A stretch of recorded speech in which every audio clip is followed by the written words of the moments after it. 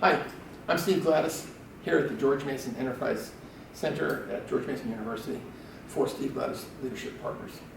And today I'm here to talk to you about something really exciting for us, and that is the release of our new book that's coming up late 2015 or early 2016, depending on who wins the struggle here, the publisher or me. Anyway, I wrote it with a partner, Kimberly Gladys, my daughter, same name.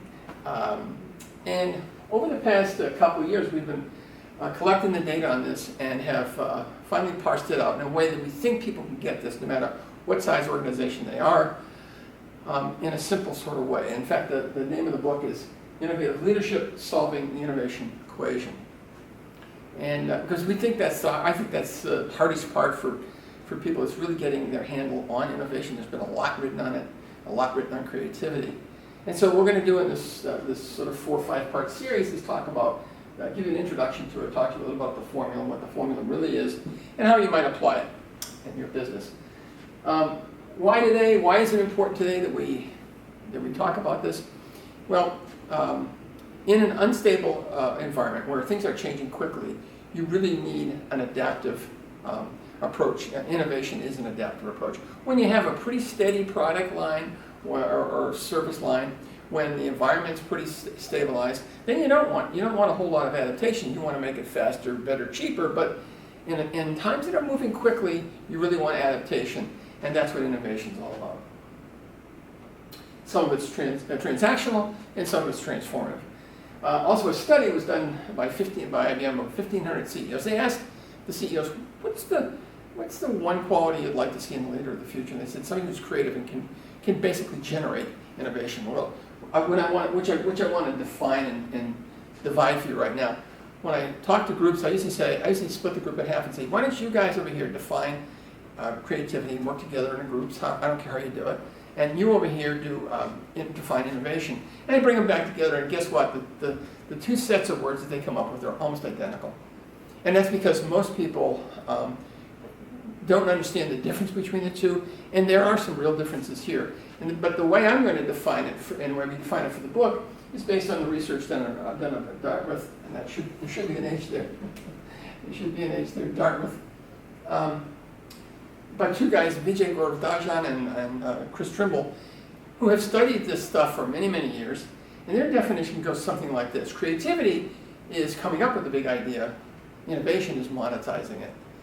And if you think about it, which do you think is harder? Well, of course, not coming up with a big idea, but really taking it through to the end and getting patents and doing due diligence on it and literature searches and all that kind of stuff and implementing in test trials. All that stuff is very tedious and very difficult. So that's the more difficult part of the two.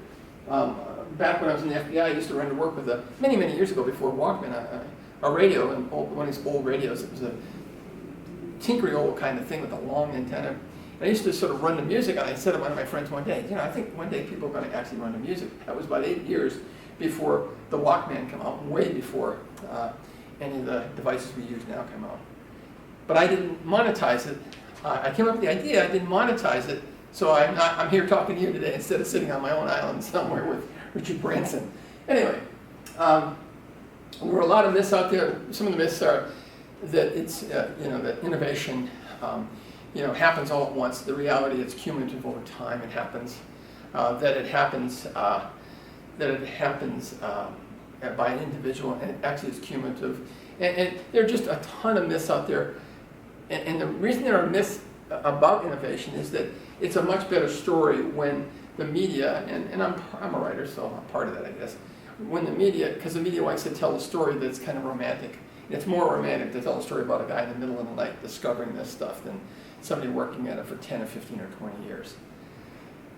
The last thing I want to mention in this introduction is that we developed an equation. Actually, the equation was Kim's idea, and I think it's a great one because we were able to take all the data and parse it down into 3 buckets, which makes it really much, much easier to understand. And the equation is I equals T plus E plus P. And if you want to find out what those 3 letters are, that's innovation. I'll give you that one. Stick around for the next few moments and the next few videos, and we'll explain what those mean. But it's about innovative leadership. I'm Steve Gladys here, at the George Mason Enterprise Center. And thanks for joining us today, and hope you'll stick around for the other sections of this. Thank you.